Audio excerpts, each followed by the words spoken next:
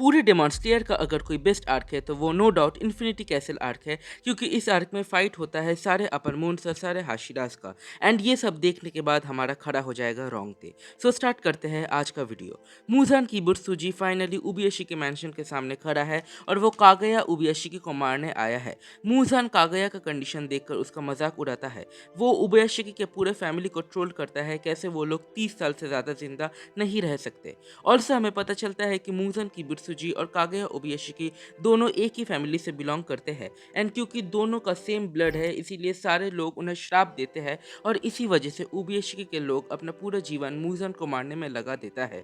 और मूजन भी थोड़ा शक करना शुरू कर देता है क्योंकि उसे लग रहा था कि कागया को ज़रूर पता होगा कि मूजन उससे मिलने आ रहा है, लेकिन फिर भी वो प्रोटेक्शन के लिए कोई भी हाशिराज को अपने साथ नहीं रखा। क्यों वो घर में अकेला लेटा हुआ है और मूजन को घर के अंदर सिर्फ 4 लोगों को फील कर पा रहा था। वो एक है उबियाशिकी, उसकी वाइफ और 2 बेटियां। फिर मूजान और कागया के बीच थोड़ा हीटेड कॉन्वर्सेशन होता है एंड मूजान आगे बढ़ता है उसे मारने के लिए, लेकिन तभी सीन चेंज होता है और हम देखते हैं सारे हाशिराज अपने क्रो के साथ मैंशन की तरह दौड़ रहे थे। ये एक इमरजेंसी सिचुएशन था और फिर हम एक हाशिरा मीटिंग का सीन देखते हैं जहाँ सानेमी बोलता है मास्टर्स के पास प्रोटेक्शन क्यों नहीं है, और इसका जवाब में गियो बोलता है कि मास्टर खुद नहीं चाहते कि उनके पास कोई सिक्योरिटी हो। उबियाशिकी अपने लाइफ को यूजलेस एंड वैल्यूलेस मानते हैं।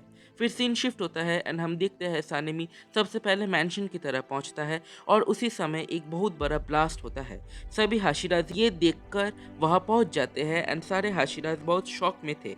उस धमाके में पूरा कागया फैमिली का मौत हो गया एंड मूजन का हालत खराब हो गया। वो खुद को रीजनरेट करना शुरू कर दिया एंड इसी समय लेडी तामायो की एंट्री हो जाती है और वो ब्लड डीमन आर्ट का यूज करके मूजन को इंजर्ड कर रहा है। तामायो मूजन के अंदर ऐसा ड्रग दे देता है जो उसे इंसान में बदलना शुरू कर देता है। तामायो मूजन से बदला लेना शुरू कर देता है और वो बदला भी लेता है और उसी समय स्टोन हाशिरा आ जाता है एंड मूजन पर हमला कर देता है। अब इस आर्क में हम बहुत सारे हाशिराज एंड बहुत सारे upper moon and lower moons का बैक स्टोरी देखेंगे एंड डेमन स्लेयर्स का भी बैक स्टोरी देखेंगे। तो उस सब का बैक स्टोरी मैं इस वीडियो में एक्सप्लेन नहीं करने वाला। इसके लिए मैं एक डेडिकेटेड वीडियोस लाऊंगा सारे हाशिराज के back story and demon slayers and सारे upper moons and lower moons के बैक स्टोरी के लिए। तो ये वीडियो देखने के बाद आप प्लीज़ चैनल को सब्सक्राइब कर दीजिए ताकि आपको उस वीडियो को नोटिफिकेशन भी मिल जाए। Let's get back to the video. वहाँ सानेमी आ जाता है एंड बहुत सारे हाशिराज भी। ऑलमोस्ट सारे हाशिराज मूजान को पहले कभी नहीं देखा था, इसलिए पहली बार देखने के बाद सारे हाशिराज की गांड फट जाती है। सारे हाशिराज अपने ब्रीदिंग स्टाइल का यूज करके मूजान पर हमला करने ही वाले थे, तभी मूजान हंसना शुरू कर देता है एंड वहाँ हाशिराज के नीचे बहुत सारे दरवाजे ओपन हो जाते हैं एंड खुल जाते हैं एंड ये दरवाजे इन्फिनिटी कैसल का होता है। नाकी में अपने ब्लड डीमन आर्ट की वजह से सारे हाशिराज को इन्फिनिटी कैसल आर्क में भेज देता है एंड यही से इसी सीन के बाद से मेन इन्फिनिटी कैसल आर्क शुरू होता है। इस आर्क में हम टोटल 5 फाइट्स देखते हैं और इस वीडियो में मैं इनमें से 2 फाइट्स को कवर करूंगा, जो है Zenitsu versus Kaigaku and Shinobu versus Doma. तो इन्फिनिटी कैसल खुलने के बाद तांजीरो के ऊपर सारे डेमंस हमला कर देता है, लेकिन तांजीरो उन सब को खत्म कर देता है एंड गियो भी तांजीरो का मदद करता है। दूसरी तरफ हम देखते हैं ओबेनाई अपने सरपेंट ब्रीदिंग की मदद से मित्सुरी को हमला करने वाले सारे डेमंस को मार देता है। इसके बाद हम देखते हैं गियोमेई एंड मुइचिरो जो इन्फिनिटी कैसल की तरह भाग रहे थे। इसके बाद हम देखते हैं सानेमी जो इन्फिनिटी कैसल में कहीं बैठकर रो रहा था क्योंकि वो मास्टर कागया को नहीं बचा पाया। तभी उसके सामने कुछ लोअर मून डेमंस आ जाते हैं, लेकिन सानेमी उन सबको एक ही झटके में ख़त्म कर देता है। इसके बाद हम देखते हैं इनोसके जो इन्फिनिटी कैसल के अंदर आ चुका है और वो बहुत ही ज़्यादा एक्साइटेड है क्योंकि वो अपने नए मूव्स को अलग अलग डेमंस के ऊपर ट्राई करना चाहता है। और हम देखते हैं कि जेनित्सु इन्फिनिटी कैसल में दौड़ रहा था और किसी आवाज़ का पीछा कर रहा था, और दूसरी तरफ हम देखते हैं इंसेक्ट हाशिरा शिनोबू जिसके पास ही के रूम से ब्लड का स्मेल आ रहा था। जब वो उस रूम में जाते देखती है तो उसे दिखता है सारे लड़कियों के लाशें और उनके पास बैठा था एक डीमन जो था अपर रैंक 2 डोमा।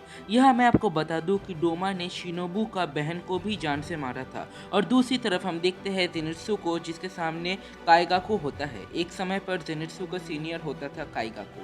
पहले बात करते हैं शिनोबू और डोमा के फाइट के बारे में।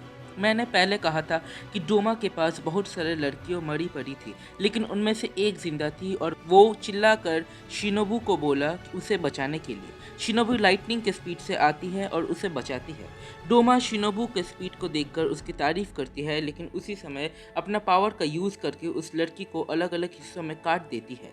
ये सब देखने के बाद शिनोबू रेज में चली जाती है एंड डोमा पर अटैक कर देती है। डोमा भी हरामी बंदा था, वो भी अटैक कर देता है। फिर दोनों एक दूसरे से बहुत फाइट करने के बाद लेकिन शिनोबू अंत में मारी जाती है। लेकिन उसका डेथ इम्पोर्टेंट था उसका प्लान को एक्सीड करने के लिए। शिनोबू डोमा को डायरेक्टली नहीं मार सकती थी, क्योंकि शिनोबू है वीकेस्ट हाशिरा एंड डोमा है second strongest upper moon demons का। Her strategy of poisoning him through her own body was crucial to his defeat. She died in Doma's hands, but her poison was effective enough to weaken him, allowing Kanao, Yuri, and Inosuke Hashibira to behead him. Also मैं आपको बता दूं कि Inosuke की mummy भी डोमा के हाथों मारी गई थी, जब इनोस्के के मम्मी कोशिश किया था उसकी कल्ट को उसके जब इनोस्के की मम्मी कोशिश किया था उसके कल्ट से भागने के लिए, जब उसे पता चल गया था कि डोमा एक डेमन है। अब बात करते हैं जेनित्सु और काइगाकू के फाइट के बारे में। मैं आपको बता दूं कि दोनों फॉर्मर थंडर हाशिरा के स्टूडेंट्स हुआ करते थे एक समय पर, लेकिन थंडर हाशिरा ने सुसाइड किया था जब उन्हें पता चला कि उनके सबसे ज़्यादा होनहार स्टूडेंट डेमन बन गया था। लेकिन काइगाकू को इससे कोई भी अफसोस नहीं था, मतलब इस बात का कोई भी काइगाकू को अफसोस नहीं था। काइगाकू जेनित्सु का इंसल्ट करता है कि उसे बस फर्स्ट फॉर्म आता है जो कि बेसिक फॉर्म है, और जेनित्सु उसको इंसल्ट करता है कि उसे फर्स्ट फॉर्म के अलावा बाकी सब फॉर्म आता है, मतलब उसे बेसिक ही नहीं आता। ये सुनने के बाद काइगा को गुस्सा हो जाता है और जेनित्सु पर अटैक करता है। लेकिन इस समय मतलब इस इन्फिनिटी कैसल आर्क में हम जेनित्सु का एक अलग ही रूप देखता है, और जेनित्सु उसका सारा अटैक डॉज कर देता है और बस कुछ ही अटैक में जेनित्सु काइगाकू को ख़त्म कर देता है। ये था आज का वीडियो। अगर आपको ये वीडियो पसंद आए तो चैनल को सब्सक्राइब कीजिए, इस वीडियो को लाइक कीजिए। मैं मिलता हूँ अगली वीडियो में, तब तक के लिए bye bye and thanks for watching.